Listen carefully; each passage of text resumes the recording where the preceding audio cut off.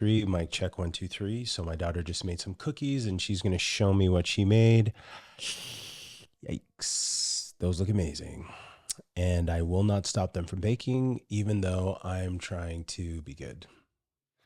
Save me one. What's up, guys? Dr. Kamea here, and I am back. This one's for the fam. I am going straight into the Becoming Tongan part of this series that I'm doing as I explore what it means to become a legitimate member, an accepted member within your culture is a process. And I'm going to be going through what that means in the Tongan context. And for those that have no clue what I just said and don't really care, this is not the content for you. I'm not making it for you.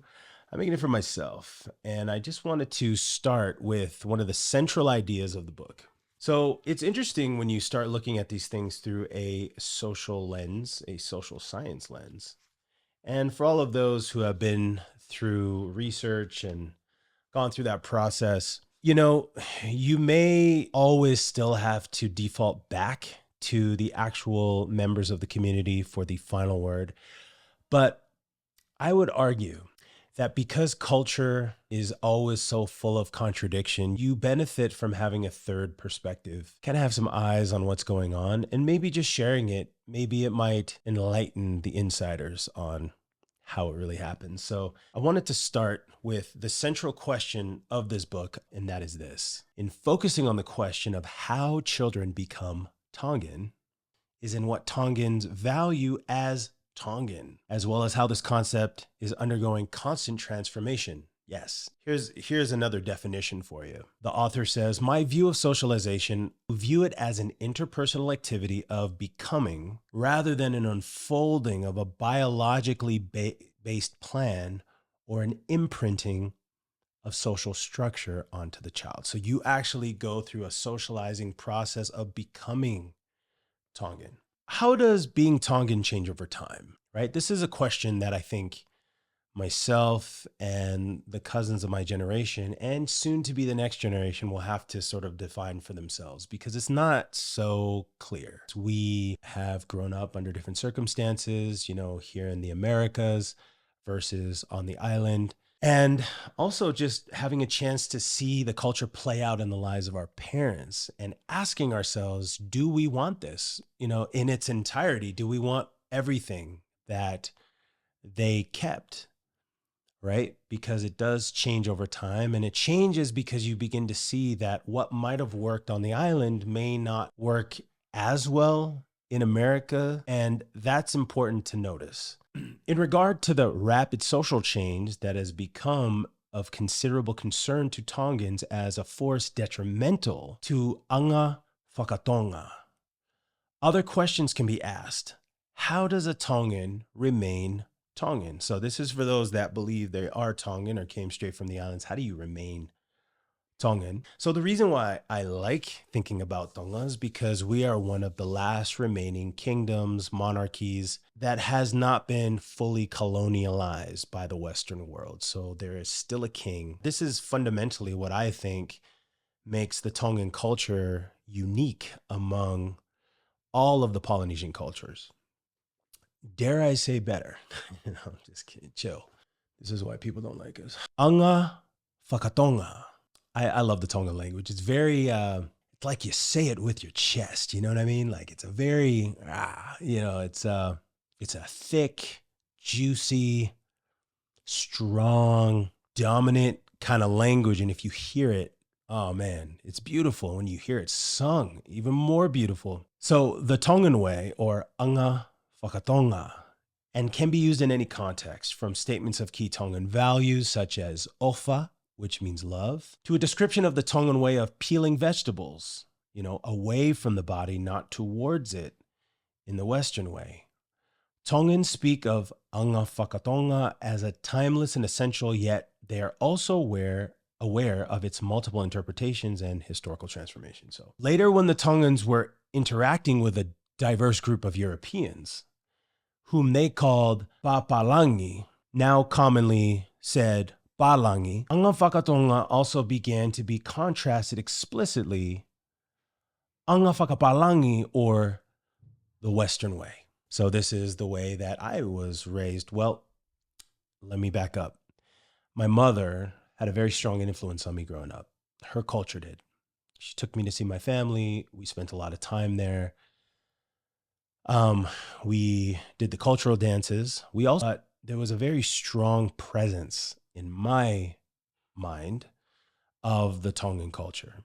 As they interacted with the Balangi or the Europeans, the designation of what was a true Tongan custom and what was to be abandoned was the outcome of a selective and highly interested negotiation on the part of leading Tongans and Europeans alike, overt and covert, in concert or opposition with one another. So just like the indigenous people of Canada, the Tongans had to sort of make sure they tried their best to protect their way of life. And as you guys know, colonization often wipes away a lot of things because it's not compatible with the Balangi or Western way of life. So this also happened in Tonga, but we'll find in Tongan history, there was a man who was one of the early kings of the Kingdom of Tonga who single-handedly was able to protect a lot of the ways and customs and tradition and tried to protect keeping even the land in the hands of the Tongan people. You know, very similar to Japan. And the only reason I know this because I helped my daughter with one of her school reports. But in Japan, they had this like 300-year period of just pure isolation where their tradition went deep. And the deeper it went, the more able they were able to withstand the effects of Western colonial ideas and,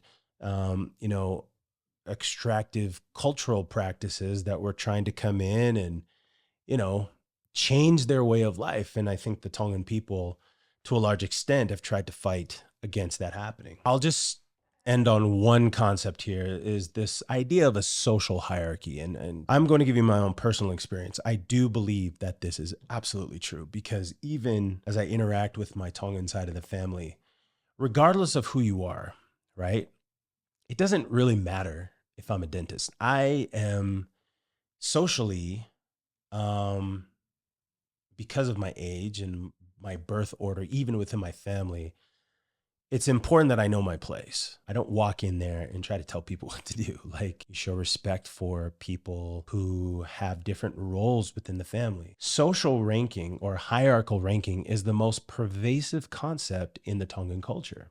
Tongans stress the importance and value of their monarchical, highly ranked social structure. Anga FakaTonga is shaped by notions of differential power and prestige. For example, when I went to do volunteer dentistry in Tonga, I did notice that there is a high degree of respect for government officials, for church officials, you know, and obviously the royal family.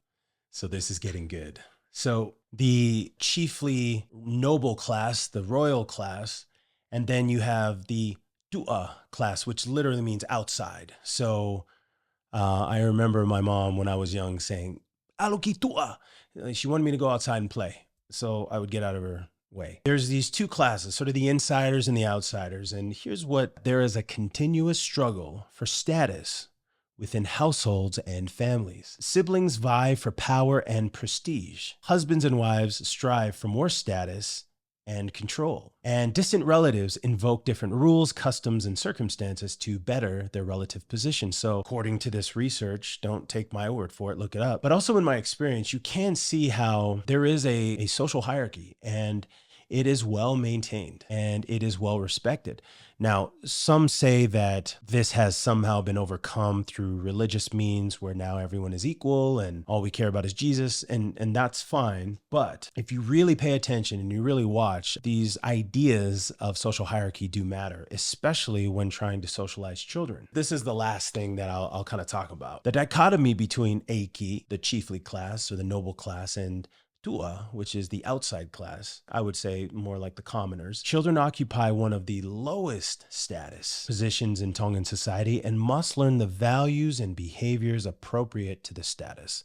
It's actually one of the things I love about the Tongan culture is how we treat children, and we are training them. There is a social hierarchy, and children are the lowest because they have not found their way yet how to be competent in social situations. So you have to make sure that they understand and respect that, because that reflects on your understanding as a parent of your social status within the family, within the culture. A central tension for Tongans is while you strive for the valued Eiki qualities, people should not appear to be aiming above their social rank and status. The corollary of this is that respect and obedience are valued dua qualities, but in excess are debasing and detrimental to status. It's like this fine balance of not being too high-minded and, recognizing that if you do have a higher social ranking, stay in your lane, I guess is a good way of putting it. And then on the dua side, it's that you don't want to do it in excess as well, right? Like you don't want to act too below. You still have to maintain a certain level of self-respect, right? Tongan children in the process of becoming poto. So poto basically means socially competent. Coming poto, having to negotiate this tension and learn the complexities of status and power differences. So I will just stop right here because this is complicated enough for me to sort of start thinking this through, because growing up, even though we were encouraged to get educated, to increase our lot in life, work hard and to earn your degrees, and then at the same time, there's sort of this conflict, this internal conflict. You also have to maintain your level within the social hierarchy, like my older brother, right? I have to respect my older brothers. And so it's always a challenge to try to navigate those things. And you kind of have to figure out what that means within your family. I'm not trying to be instructive here. I'm just saying it's tough to figure out, because sometimes there's positions in the family where they dedicate their lives to taking care of the parents, and that deserves a certain special kind of respect as well. Look, these concepts are all part of becoming Tongan, and there's a lot more in here, but I just wanted to share that thought with you, that as I'm raising my children, I find myself naturally trying to instill in them these ideas of the social hierarchy, right? I have an oldest son, and I do have expectations for him, right? I don't just see all my kids as the same. Come on in. I have a little spy. Just come into the video. This is my wife, Sana, and she has gracefully, been a part of watching me navigate this whole becoming Tongan type of thing, because I'll be honest, when I was young, I didn't see just how valuable it would be to me. When you're young, you're kind of willing to explore everything and to see everything. But then as you get a little older and you approach getting married, you kind of hope that the family and the culture will just kick in, don't you? Like you just kind of hope that they'll be there. You kind of hope that just show up and all the culture will just happen. And the whole time you're like, oh man, I didn't even prepare, for this day. And you just kind of hope that it does. And in subtle ways, it does appear. And it appears through parents. It appears through your aunts and uncles.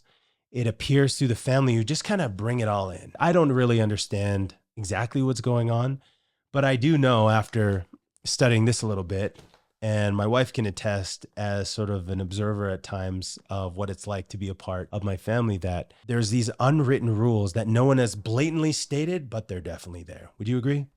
Yes. Yeah. So, and she's smart for giving the one-word answers. I'm just throwing that out to my family, to my cousins. Maybe you haven't thought of this. Maybe you don't care to think about this. If you have some insights on these concepts, right? The concepts of Eiki, Tua, becoming Poto, Anga FakaTonga versus the Anga Palangi, the Western way. Please don't dismiss it with some kind of, well, that was then, this is now. No, you still have to reconcile the past, and you need to think about the value that they have preserved for hundreds of years. I hope that my family hears some of this and can educate me, share a little bit more specifically about these concepts. And I'm just going to keep digging. I'm going to keep digging on what it means to become Tongan. All right, guys, have a good night. Love you. Bye.